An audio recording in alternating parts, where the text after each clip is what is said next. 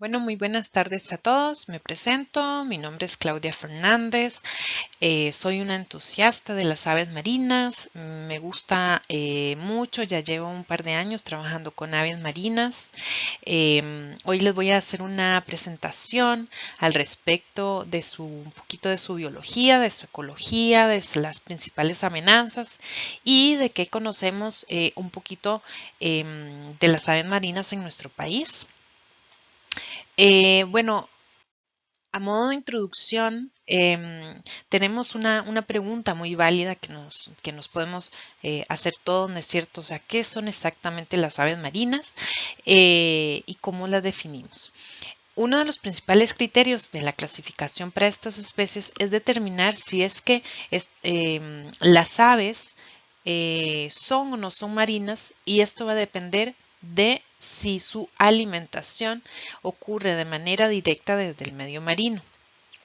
Así tenemos, por ejemplo, como las aves terrestres en contraste, ¿no es cierto? Que no se alimentan en el mar, ¿es cierto? No solamente en ecosistemas terrestres o ecosistemas de agua dulce, algunas de ellas van a obtener su alimento a partir de ecosistemas de transición, ¿no es cierto? Como los humedales o las desembocaduras, pero no son estrictamente marinas.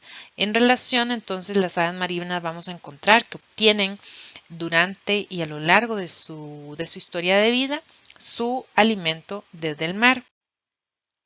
En términos generales, tenemos dos tipos de clasificaciones dentro de las aves marinas. Tenemos las aves marinas que son costeras y las aves marinas que son estrictamente oceánicas. ¿Qué se diferencia una de otra? Tenemos que las aves marinas costeras son aquellas que permanecen en gran medida y casi la totalidad de su historia de vida entre el litoral y el límite de la plataforma continental, ¿no es cierto? A lo largo de las playas las podemos observar, donde su nicho biológico y ecológico se desenvuelve, ¿no es cierto?, dentro de esta zona delimitada, pero son especies que no se encuentran en los ecosistemas terrestres, a no ser que sea de manera accidental. Entre esas, por ejemplo, podemos encontrar especies de gaviotines, especies de gaviota, los zarapitos, entre otras muchas, que si nosotros visitamos las playas, ¿no es cierto?, podemos ver algunas de estas especies en ellas. Las aves marinas oceánicas, en contraste, son aquellas especies que básicamente pasan a lo largo de su ciclo de vida, ¿no es cierto?, desde que nacen hasta que mueren, la mayor parte de su ambiente es marino pelágico, o sea, en el mar abierto, casi el 90% de su ciclo de vida. Básicamente consumen, defecan y mueren en el océano y salvo para reproducirte, entonces ellas nunca tocan tierra, ¿ya? Ejemplos de ellos podemos ver pelícanos, que podemos observarlos a veces desde nuestra costa, ¿no es cierto? Y especies que son más oceánicas, con hábitos mucho más pelágicos, como las golondrinas de mar. Y algunas especies, por ejemplo, de albatros, petreles también, entre otros. ¿En dónde podemos encontrar las aves marinas? Esta es una imagen que me gusta bastante porque de alguna manera muestra que las aves marinas tienen una gran plasticidad gracias también pues a su habilidad para el vuelo. Podemos encontrar especies de aves marinas que van a realizar viajes de largas distancias, por ejemplo, en algunas temporadas las podemos encontrar en el norte, en otras temporadas las podemos encontrar más bien en el sur. Algunas especies que tienen alguna distribución, por ejemplo, más limitada, por ejemplo, en Antártida o en la zona de Sudamérica, por ejemplo. Algunas especies también vamos a encontrar que son también muy limitadas su rango de distribución. Pueden ser especies que dependen de la disponibilidad de alimento que se origina en ciertas corrientes marinas y por lo tanto van a tener más bien una distribución que es endémica a esas corrientes. En términos generales van a haber también especies que tienen una amplia distribución, o sea que se distribuyen en el norte, en el centro y en el sur, ¿no es cierto?, de nuestros continentes. Por lo tanto, en términos generales, esto se debe gracias a su plasticidad, a su capacidad de vuelo también, entre otras características. Vamos a encontrar especies de aves marinas que son de la Antártida, especies de aves marinas que por el contrario están en los trópicos. En esta fotografía les muestro, por ejemplo, algunas especies que también vamos a encontrar entonces a lo largo de los litorales costeros, aves marinas costeras, por ejemplo, como les mencionaba, algunas de ellas vamos a encontrar que son especies que se van a encontrar en un tipo más bien de playa que tiene un tipo de sustrato arenoso, adaptadas a este tipo de sustrato que utilizan tanto para reposo como también para obtener alimentación o algunas de ellas pueden también hacer nidos muy en la parte del intermareal o incluso mucho más arriba del intermareal para hacer sus nidos. Pero utilizan este tipo de sustrato, mientras que vamos a encontrar otro tipo de especies que pueden utilizar tanto los sustratos de arena como también los sustratos rocosos o algunas exclusivamente con sustratos rocosos. Entonces así vamos a encontrar que depende de la adaptación de esas especies a esos ambientes, vamos a encontrar diversidad de especies que va a ir cambiando también en función de si son especies que son visitantes o son especies migratorias. Las aves marinas las vamos a encontrar entonces cerca de las costas, pero también las podemos encontrar en mar abierto, en donde pueden encontrarse en grandes grupos, principalmente que van a estar respondiendo a la disponibilidad de alimento que hay en el mar. Entonces, cuando observamos grandes grupos como estos, vamos a relacionar que en esta zona han encontrado pues alimento abundante, a como bien podemos encontrar individuos también solitarios o en parejas, por ejemplo.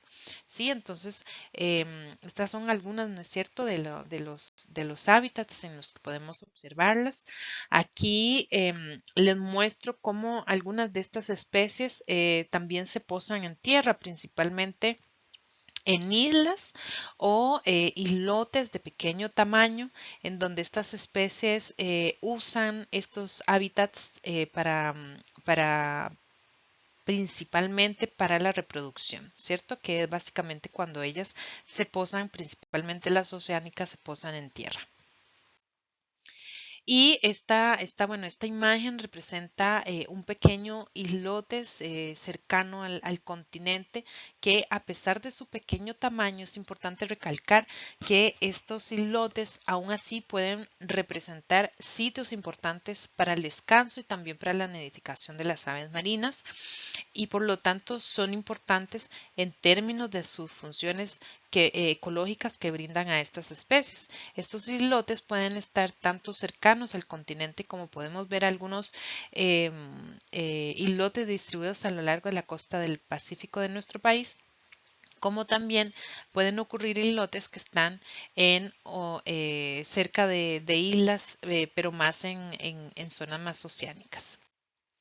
Acá tenemos un tipo de hábitat o de microhábitat que podríamos distinguir porque es principalmente rocoso, generalmente son acantilados que son de difícil acceso y que por lo tanto como investigadores podemos solamente tener evidencia de la presencia de esas especies mediante fotografías o mediante censos directos, ¿no es cierto?, de observación directa o la utilización ahora más reciente de drones para determinar las abundancias poblacionales, ¿no es cierto?, de estas especies y se puede manejar estos equipos, ¿no es cierto?, de manera remota sin alterar mucho pues la presencia de los individuos en estas colonias, ¿verdad? Y si se fijan, podemos encontrar distintas especies en un solo espacio que aunque sea pequeño en términos de área, estos pueden encontrarse de forma muy agrupada.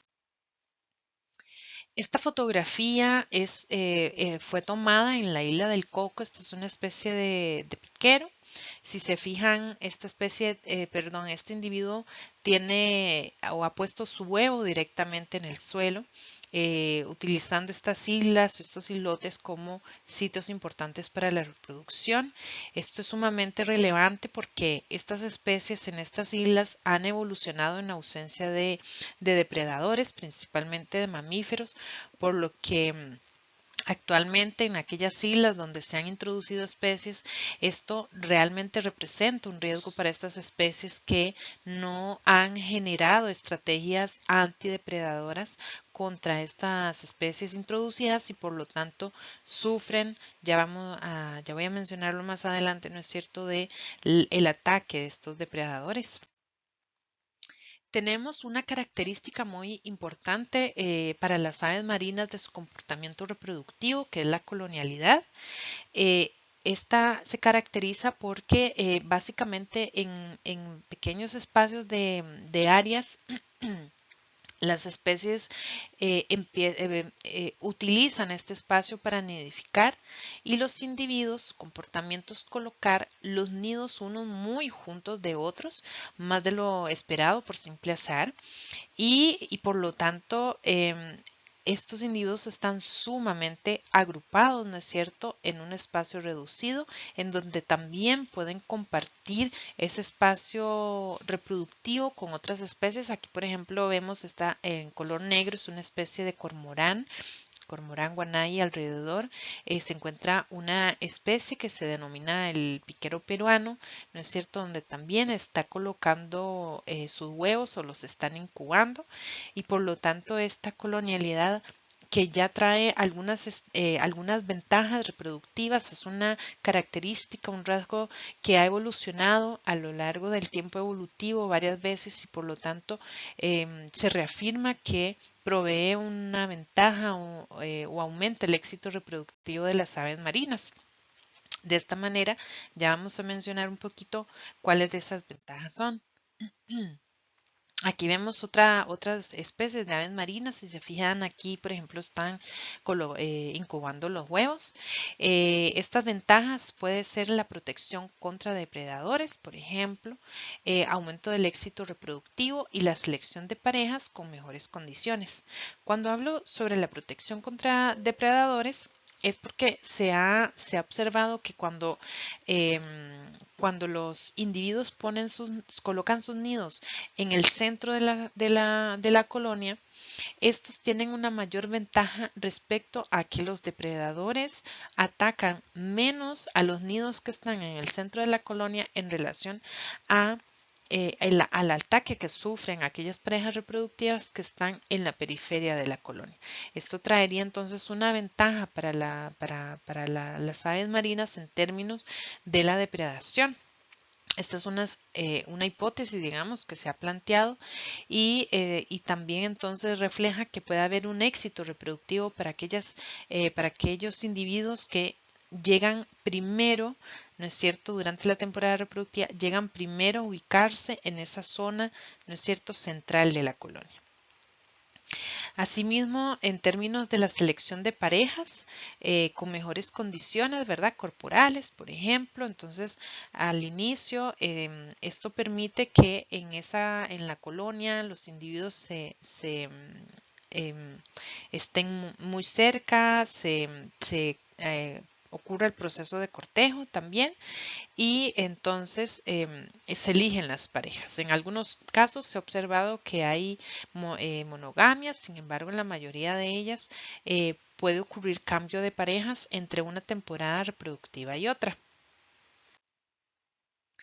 Para la colonialidad también esto trae ventajas para algunas especies. En nuestro país no vamos a encontrar pingüinos, pero sí, por ejemplo, en la zona subantártica, en donde puede traer ventajas en cuanto al gasto energético, debido a las inclemencias del tiempo, ¿verdad? Que son la variable, digamos, que impacta mucho en términos del frío y por lo tanto el sentido de que los individuos están completamente agrupados durante el periodo reproductivo hace que haya un resguardo al frío y también al mismo tiempo un ahorro energético en términos de no gastar tanta energía para calentarse, ¿no es cierto?, para termorregularse, sino que haya también energía destinada a tanto a la incubación del huevo como a la protección del pollo durante las 2 primeras semanas, que es lo que se tarda aproximadamente el pollo en termorregular de manera independiente. Durante el periodo reproductivo, las aves marinas realizan los viajes de forrajeo o de alimentación que son sumamente importantes para el crecimiento del pollo y para el éxito del pollo durante esa temporada reproductiva. Durante la nidificación, entonces los padres deben salir de sus nidos, alejarse de sus nidos para traer alimento, ¿no es cierto? Salir a buscar el alimento, que en muchos casos es impredecible en dónde es que se encuentra el alimento en el océano y por lo tanto las aves gastan mucho tiempo y mucha energía en la búsqueda de ese alimento. Así vemos que en algunos casos y en algunas especies las aves pueden ausentarse durante 1, 2, 5 días o incluso más que van a estar fuera del nido. Esto va a depender de la especie, por supuesto, pero mientras tanto los pollos se quedan solos en sus nidos, por lo que también eso representa pues alguna desventaja en términos de que puede ocurrir algo primero con los pollos cuando se quedan solos en los nidos porque pueden sufrir el ataque de predadores o bien el tiempo que se demoran los papás en buscar el alimento y en llegar de vuelta a entregarle el alimento al pollo, lo que es sumamente importante debido a que si los padres duran mucho, no encuentran alimento o bien les ocurre algo durante esos viajes de alimentación y no pueden volver, entonces los pollos pueden sufrir pues de inanición. Tenemos entonces que el éxito del pollo durante el crecimiento, durante este periodo, va a depender muchísimo de estas tasas o de estos viajes que realiza de forrajeo los adultos y por lo tanto también de la tasa de alimentación con la cual los adultos le entreguen ese alimento al pollo. Vamos a ver entonces un proceso en el que a veces de 2 huevos solamente uno podría ser exitoso, ¿no es cierto? Donde está la eclosión del pollo. Posteriormente ese pollo, nosotros o polluelo, va a empezar a adquirir, va a ocurrir un cambio de plumaje. Pasa de un tipo de plumas que se le denomina plumón a un tipo ya de plumas que es la que es el tipo de pluma que ya queda para que le va a permitir el vuelo, ¿no es cierto? Ya de características de adulto, a este tipo, a esta etapa se le denomina ya volantón, ¿no es cierto? Porque ya le falta poco para llegar a tener las características propias del adulto y finalmente sale con características de adulto de la colonia ya reproductiva de esa temporada en particular. También, y durante, digamos, este proceso, digamos, del periodo reproductivo, es fundamental para las aves marinas y también lo que ellas encuentran de ese alimento en el mar. Hay algunas amenazas que las aves marinas sufren tanto en el mar como en tierra, en esas zonas reproductivas. Algunas de ellas, por ejemplo, este esquema resume en términos generales bastante bien la mayoría de estas amenazas, en donde podemos ver que en el mar el enredamiento con redes de pesca de distinta índole o de distinta técnica puede hacer que los animales mueran enredados o puede hacer que a los animales se les dificulte la obtención del alimento. También tenemos la contaminación marina. Un ejemplo se ve acá como el derrame de derrames de petróleo, por ejemplo, que pueden básicamente matar directamente a los animales, ¿no es cierto? Que quedan completamente pues ahogados en petróleo. También podemos observar que, y muy en términos generales, el cambio climático, ¿no es cierto?, que es un efecto transversal, tanto en el ambiente marino como también en sus sitios de nidificación en la parte terrestre, puede alterar, por ejemplo, la disponibilidad del alimento y por lo tanto afectar tanto la distribución como el tiempo que requieren las aves para poder encontrar ese alimento. En tierra, en estas zonas de nidificación, ¿no es cierto? En estas islas, islotes, acantilados, en parte de las zonas costeras también, hemos observado basura acumulada en los nidos, en las colonias reproductivas. Alguna de esta basura incluso queda enredada en los pollos o queda también enredada en los adultos. También hay un impacto de las especies invasoras, como les mencionaba, en algunas de estas zonas hay introducidos gatos, ratones, zorros, entre otros, que básicamente se alimentan de los huevos o de los pollos o también pueden realizar ataques a los adultos. Una amenaza también que no deja de ser importante es la fragmentación del hábitat como tal, ¿no es cierto? El disturbio en estas zonas o el uso para el uso para extracción de recursos en estas zonas puede alterar de manera significativa y disminuir las zonas de nidificación de las aves marinas, entre otros, ¿cierto? Entonces también aquí, por ejemplo, tenemos un ejemplito sobre la sobreexplotación de los recursos del mar, que también ha disminuido la disponibilidad del alimento para muchas especies, para las aves marinas, ¿verdad? Y que es sumamente pues relevante. Tenemos entonces que el adulto sale a buscar alimento en el mar, ¿no es cierto? Tanto durante el periodo reproductivo como no reproductivo. En el periodo reproductivo es pues más importante, ¿verdad? Porque está dependiendo el pollo de él. Pero lo que encuentra es menos alimento en el ambiente, ¿cierto? Entonces es difícil, puede tener un gasto energético mayor, más tiempo dedicado a buscar el alimento y eso puede sufrir las consecuencias de los pollos. Tenemos, como les mencionaba, aves marinas que quedan atrapadas en redes de pesca, por ejemplo. A veces ocurre pues de manera individual, pero a veces ocurre un enredamiento que también puede ser masivo, que mata a varios animales, puede matar a varios cientos, y esto es un impacto, digamos, bastante grande que tiene sobre los adultos directamente. Como les mencionaba, la contaminación del mar por derrames, por ejemplo, de petróleo. Aquí observamos cómo, a pesar de que este no es un evento que ocurre frecuentemente, sí es un evento que cuando este ocurre puede afectar de manera masiva a un gran número, ¿no es cierto?, de especies.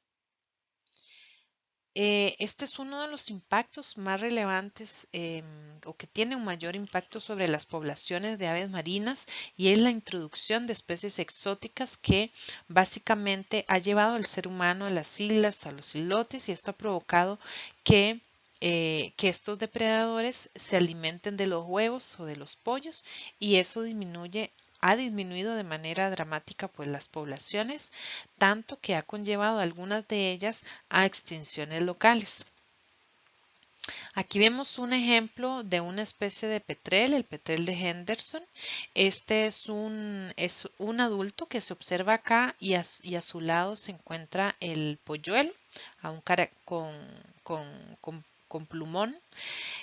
Y después en los siguientes minutos lo que se observa es que se acerca una rata, el adulto deja solo al polluelo y básicamente pues la rata se termina pues alimentando del polluelo. Entonces, estos son efectos muy directos que recaen en las poblaciones. En términos generales, tenemos entonces que de cerca de 346 especies reportadas, ¿no es cierto?, en el mundo, casi la mitad de las poblaciones de estas aves marinas se encuentran disminuyendo.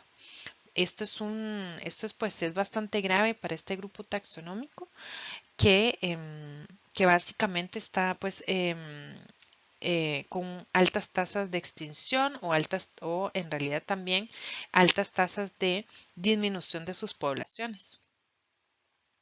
En este gráfico lo que observamos, bueno, en el eje Y es el número total de especies y en el eje X básicamente son los tipos de amenazas que sufren las aves marinas. Acá en términos del número de especies, en color oscurito, por ejemplo, va desde el impacto que es muy alto a un impacto que puede ser relativamente más bajo para otras especies y vemos cómo la introducción de especies exóticas en las zonas reproductivas tiene un impacto altísimo, ¿cierto? Que es lo que se observa acá. Y esto y a este se le suma el bycatch, la captura de las aves, el cambio climático, los disturbios, la contaminación y la sobrepesca entre los 7 más importantes. Bueno, que para ahora ir abordando un poquito qué es lo que nosotros conocemos de las aves marinas acá en Costa Rica. En términos muy generales, existe poca literatura al respecto, es decir, sobre su ecología, sobre su biología reproductiva, cómo estamos respecto a las poblaciones, cuáles son sus tendencias, cuál ha sido el impacto de especies, por ejemplo, exóticas invasoras sobre sus colonias, por lo que aún falta muchísimo por investigar sobre las aves marinas en nuestro país. La mayoría de la información que se presenta actualmente está relacionada a la presencia o ausencia de especies, por ejemplo, en el Caribe, en donde también se tiene muy poca información de las especies que observamos en el Pacífico, a lo largo de la costa, y bien, también se tiene información de la presencia de las aves marinas en la isla del Coco. En Costa Rica existen cerca de 96 especies de aves marinas, entre aquellas clasificadas como residentes y migratorias.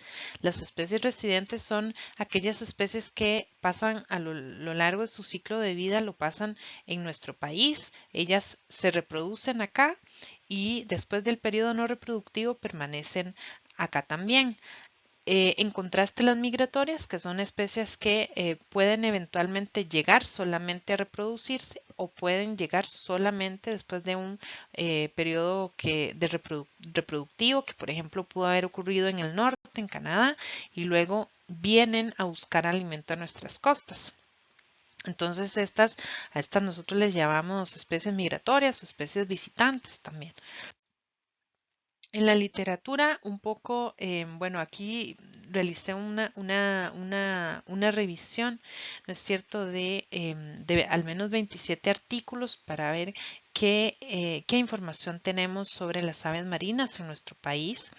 Y bueno, acá en términos de año y qué es lo que conocemos de este número de artículos en relación a estos tópicos, a listas de especies, sitios reproductivos, diversidad y riqueza, abundancia, distribución. En términos generales, lo que se observa es un patrón en que la mayoría de estos artículos lo que registran son listas de especies, ¿no es cierto? Como les mencionaba, en distintas partes del país. Sin embargo, poco se conoce más sobre la abundancia, sobre la distribución, ¿no es cierto? Los cambios en términos de composición de las especies de aves marinas y también de sus nichos ecológicos, tróficos también, ¿sí?